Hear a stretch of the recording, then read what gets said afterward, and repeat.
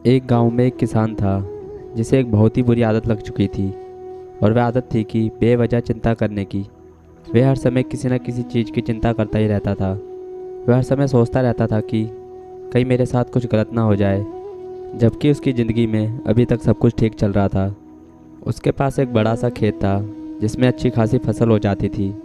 खेती करने के लिए 2 बैलगाड़ी थी, एक अच्छा घर था, एक पत्नी और 2 प्यारे बच्चे थे। लेकिन फिर भी वह किसी न किसी अनहोनी के बारे में सोचकर बेवजह चिंता करता रहता था। कभी सोचता कि अगर मेरी फसल को कीड़े लग गए तो मैं क्या करूँगा। अगर आवारा पशु ने मेरी फसल को बर्बाद कर दिया तो मैं क्या करूँगा। अगर सूखा पड़ गया या अत्यधिक बारिश हो गई तो मेरी फसल खराब हो जाएगी। ऐसे ही बेवजह की अन्य बातों के बारे में सोच सोच कर वह चिंता में डूबा रहता था। जैसे कि कहीं खेती के समय मेरे बैल बीमार ना पड़ जाएं, मेरे बच्चों का भविष्य कैसा होगा, कहीं बुढ़ापे में मुझे कोई बीमारी ना हो जाए, मेरे बच्चे बुढ़ापे में मेरा ख्याल रखेंगे भी या नहीं, वगैरह वगैरह। अपनी इस लगातार बेमतलब की चिंता की आदत की वजह से वह परेशान ही रहता था और अब उसका किसी भी काम में मन भी नहीं लगता था।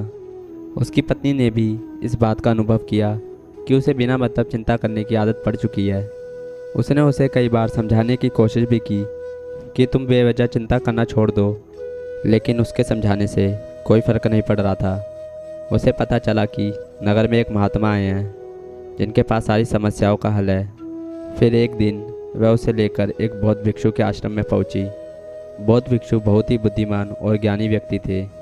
किसान और उसकी पत्नी ने अपनी सारी समस्याएं बौद्ध भिक्षु के समक्ष रख दी। किसान ने कहा, महात्मा, मैं हर समय किसी न किसी बात की चिंता करता रहता हूँ। मैं ज़्यादातर उन बुरी चीज़ों के बारे में सोचता हूँ जो अभी तक मेरे साथ हुई भी नहीं। किसान की समस्या को पूरे ध्यान से सुनने के बाद बौद्ध भिक्षु ने कहा, ठीक है, तुम दोनों कल सुबह आना और फिर मैं तुम्हें तुम्हारी समस्या का समाधान बता दूंगा। अगली सुबह जब किसान और उसकी पत्नी बौद्ध भिक्षु के आश्रम में पहुँचे तो देखते हैं कि बौद्ध भिक्षु बहुत ही चिंतित अवस्था में ज़मीन पर पालथी मारकर बैठे हुए हैं और उनके सामने एक दूध से भरा गिलास रखा हुआ है। बौद्ध भिक्षु बार बार उस दूध के गिलास की तरफ देख रहे हैं, फिर कभी अपना हाथ सिर पर रखते हैं तो कभी ज़मीन पर। वह बहुत ही चिंतित और बेचैन दिखाई पड़ते थे। यह देखकर किसान ने पूछा, महात्मा, आप इतने परेशान क्यों लग रहे हैं? आपके समक्ष दूध का गिलास रखा हुआ है, आप पी क्यों नहीं लेते? महात्मा बोले, मुझे चिंता हो रही है कि कहीं इस दूध को बिल्ली ना पी जाए या दूध कहीं गिर ना जाए। मैं दूध को पीना तो चाहता हूँ लेकिन मेरा अभी मन नहीं है। मैं तो यही सोच रहा हूँ कि अगर यह दूध खराब हो गया या कोई गंदी चीज़ इसमें पड़ गई तो फिर क्या होगा। इतना सुनकर किसान ज़ोर ज़ोर से हंसने लगा। किसान ने हंसते हुए कहा, महात्मा, इसमें चिंता करने वाली कौन सी बात है? यह दूध ही तो है। अगर इसे बिल्ली ने गिरा दिया या ख़राब हो गया या फिर किसी ने इसे पी लिया तो क्या हो गया? यह आपको दोबारा मिल जाएगा।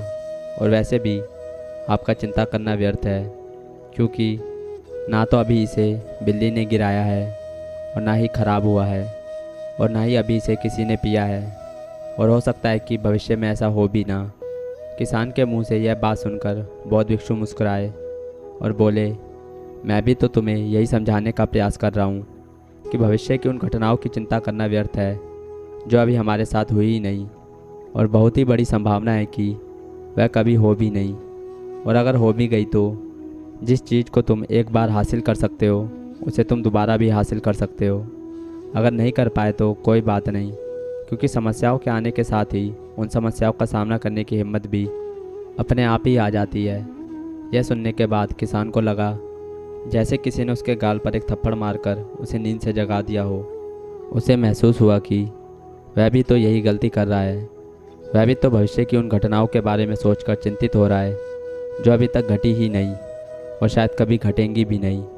फिर वह बौद्ध भिक्षु के चरणों में गिर पड़ा और कहने लगा, इतनी आसानी से मुझे मेरी गलतियों का एहसास करवाने के लिए बहुत बहुत धन्यवाद।